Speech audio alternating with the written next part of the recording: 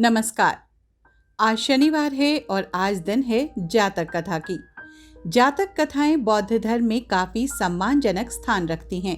इन कथाओं के बारे में मान्यता है कि यह भगवान बुद्ध के पूर्व जन्मों की कथाएं हैं, जिन्हें स्वयं महात्मा गौतम बुद्ध ने सुनाया था। बाद में यही जातक कथाएं बुद्ध के निर्वाण के बाद उनके शिष्यों द्वारा कही गईं। सच्चाई तो चाहे जो भी हो, इतना तय है कि इन्हें विश्व की प्राचीनतम लिखित कहानियों के रूप में जाना जाता है। इन जातक कथाओं की संख्या लगभग 600 है और इन्हें बौद्ध धर्म ग्रंथ त्रिपिटक के सुत्त पिटक के खुद निकाय के 10वें भाग में सम्मिलित किया गया है। मैं सारिका पंकज इन्हीं प्रेरक जातक कथाओं में से कुछ चुनी हुई कहानियों के साथ आपके समक्ष उपस्थित हूँ। इन कहानियों का उद्देश्य मनोरंजन के माध्यम से जीवन में नैतिकता, सत्य और धर्म की ऐसी सीख देना है जिससे मनुष्य बेहतर बन सके। शायद इसलिए इनमें मनुष्य के अहंकार, उसके लालच और झूठ पर तीखा व्यंग मिलता है। जातक कथाओं की इस कड़ी में आज मैं जिस दूसरी कथा के साथ उपस्थित हूँ, उसका नाम है कुशीनगर की कहानी। कुशीनगर का नाम कुशीनगर क्यों पड़ा, इसकी एक रोचक कथा है। इस कथा को जातक कथा में कब और कैसे जगह मिली ये तो नहीं पता, पर जो कथा है उसे कहना तो होगा ही। तो सुनिए ये कहानी। मल्ल देश के एक महान राजा थे। उन्हें अपनी महारानी शीलवती से 2 पुत्र हुए। पहले पुत्र का नाम था कुश, पर कुश दिखने में बिल्कुल कुरूप किंतु समस्त विधाओं का ज्ञाता था, जबकि दूसरा पुत्र देखने में तो बहुत ही खूबसूरत था किंतु था बिल्कुल बुद्धिहीन। कुश एक कुशाग्र बुद्धि का व्यक्ति था। वो जानता था कि उसकी बदसूरती को देखकर कोई भी कन्या उससे विवाह करना नहीं चाहेगी। फिर भी अपनी माँ शीलवती के दबाव में उसने विवाह करना स्वीकार किया और प्रभावती नाम की एक बहुत ही सुंदर कन्या, जो सागल देश की राजकुमारी थी, उससे उसकी माता ने उसका विवाह करवा दिया। बहू के रूप में प्रभावती जब मल्ल देश के राजमहल आ गई, तब कुश के असली रूप को छुपाने के लिए शीलवती ने प्रभावती से एक झूठ का सहारा लिया और कहा कि मल्ल देश के राजघराने की महान पारिवारिक परंपरा के चलते जब तक प्रभावती गर्भवती नहीं हो जाती, तब तक वे और कुश एक दूसरे को दिन के उजाले या किसी भी तरह की रोशनी में नहीं देखेंगे। कुछ दिनों के बाद राजकुमार कुश के मन में जब अपनी पत्नी प्रभावती को देखने की इच्छा उत्पन्न हुई, तो उसने अपने मन की बात अपनी माता से कही। माँ ने उपाय सोचा और राजकुमार कुश को घोड़ों के घुड़साल में प्रभावती को दिखाने की योजना बनाई। अस्तबल में एक सारथी के भेष में बैठे कुश ने जब प्रभावती को देखा तो उसे एक शरारत सूझी।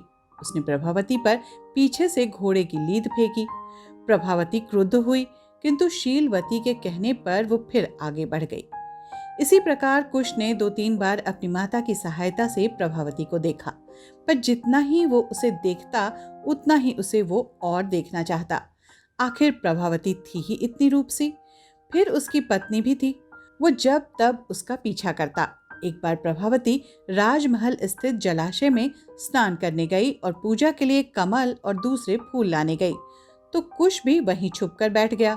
प्रभावती जब जलाशय में नहाने लगी तो कुश का धैर्य छूट गया। वो तैरता हुआ प्रभावती के पास गया और उसका हाथ पकड़कर अपना भेद खोल डाला कि वही उसका पति है। इतना कुरूप और प्रेत की शक्ल वाले कुश को देखकर प्रभावती मूर्छित हो गई और होश में आते ही तत्काल अपने मायके चली गई। प्रभावती ने वहां कुश के बारे में कुछ कहा नहीं, पर वह दुखी तो थी ही। कुछ ही दिनों बाद कुश जब उसे मनाने पहुंचा, पर वो नहीं मानी। इसके बाद राजकुमार कुश मल्ल देश लौटने की जगह वहीं सागल देश में रुक गया और रूप बदलकर कई तरह की नौकरियां करने लगा। आखिर वो बुद्धिमान, हस्तकला, शिल्पकला और युद्ध कौशल में पारंगत जो था। जब वो टोकरी बनाने का काम करता तो प्रभावती को अपना प्रेम संदेश टोकरी के कलात्मकता के साथ भेजता। कभी कुम्हार बनता तो अपने हाथों की कलात्मकता से अपने संदेश भेजता। फिर भी प्रभावती उससे घृणा करती रही। अंततः उसने प्रभावती के घर में रसोइये के रूप में काम कर हर किसी का दिल जीता। फिर भी प्रभावती उससे घृणा करती ही रही। एक दिन 8 देशों के राजाओं ने मिलकर सागल पर चढ़ाई की। तब कुश से रहा नहीं गया और उसने अपने ससुर के सामने अपना असली परिचय देकर सागल को बचाने का प्रस्ताव रखा। अपने जमाई राजा को वहां उपस्थित देखकर सागल राज बहुत प्रसन्न और आश्चर्यचकित हुए। कुश ने उन्हें सारी कहानी बता दी। सागल राज ने अपने दामाद कुश द्वारा अपनी पुत्री के प्रेम में हर प्रकार का संघर्ष करते देखा तो उससे वो बहुत प्रभावित हुए। उन्होंने प्रभावती को फिर अच्छी फटकार लगाते हुए कुश की प्रशंसा की। प्रभावती ने भी उस संकट की घड़ी में कुश के गुणों को स्वीकारा और सराहा।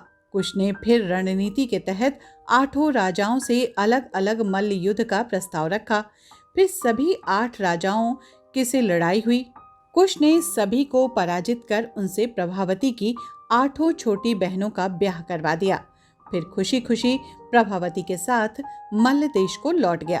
तभी से मल्ल देश का नाम उसी पराक्रमी राजा कुश के नाम पर कुशीनगर पड़ गया।